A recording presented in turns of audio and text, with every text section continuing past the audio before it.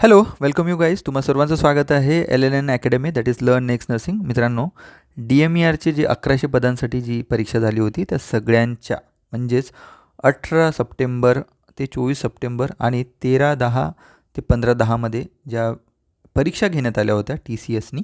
Okay, बघा सगळ्याच DMERच्या आधिपत्याखाली जेवढे पण कॉलेजेस होते, मेडिकल कॉलेजेस, आयुर्वेदिक कॉलेज, दंत कॉलेज, होमिओपॅथिक कॉलेज, सगळ्यांसाठी गट क तांत्रिक अतांत्रिक जे रिक्त पदे भरण्यासाठी जी सरळ सेवा एक्झाम झाली होती त्या सगळ्यांची रिझल्ट आज म्हणजे तात्पुरती गुणवत्ता यादी म्हणजेच provisional merit list. Okay, provisional merit list आज अपलोड करण्यात येत आहे. ओके, फक्त बघा वाहन चालक, निम्न श्रेणी लघुलेखक आणि उच्च श्रेणी लघुलेखक हे पदं, हे 3 पदं वगळून बाकी सगळी पदं म्हणजे आज संध्याकाळपासून संचालनालयाच्या म्हणजेच DMERच्या वेबसाईटवर प्रसिद्ध करण्यात येत आहे. ओके, याची जर लिंक पाहिजे तर तुम्ही लर्न नेक्स्ट नर्सिंग जे व्हॉट्सअप चॅनल आहे त्याच्यावरून तुम्ही याची लिंक देण्यात येईल. टेलिग्राम चॅनलवर पण टाकण्यात येईल. ओके, बघू शकता तुम्ही DMERच्या वेबसाईटवर जायचं. ओके, ही वेबसाईट आहे DMERची. Okay, www. हे वेबसाईट तुम्ही बघू शकता. ओके, ही वेबसाईट आहे.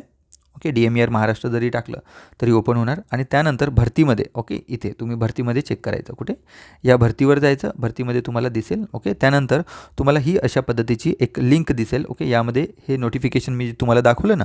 ओके, तर हे नोटिफिकेशन आहे की बाबा तात्पुरती गुणवत्ता यादी म्हणजे याच्यामध्ये प्रोविजनल मेरिट लिस्ट. ओके, यामध्ये थोडेफार चेंजेस होऊ शकतात झाले तरी.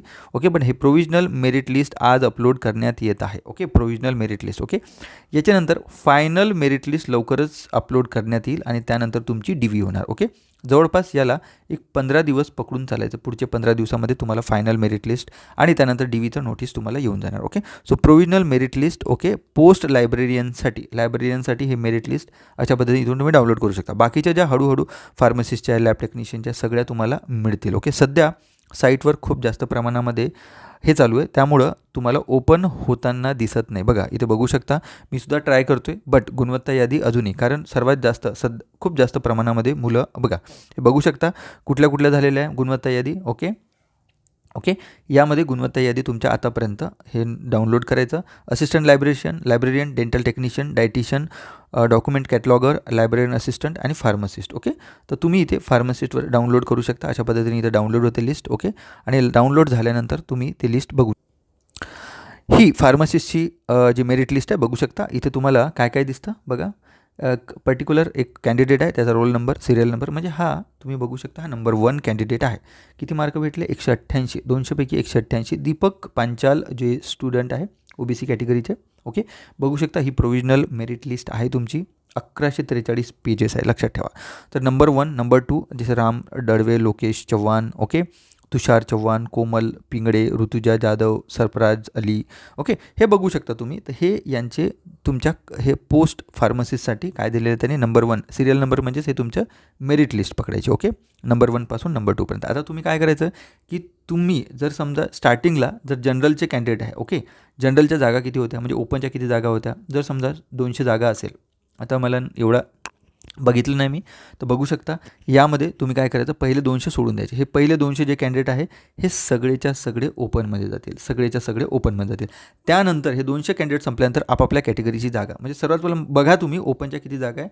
ओपनच्या जागा संपल्यानंतर मग आपापल्या कॅटेगरीचा विचार करा. अशा पद्धतीने तुम्ही तुमचा नंबर येईल की नाही ते तुम्ही फाइंड आउट करू शकता. ओके, हे नॉर्मलायझेशनमुळे मार्क खूप जास्त इकडे तिकडे झालेले आहे, तरी याची काळजी करू नका, कारण नॉर्मलायझेशन प्रोसेस ही नॉर्मल आहे. सगळेच लोक सगळ्याच परीक्षेमध्ये नॉर्मलायझेशन होतं.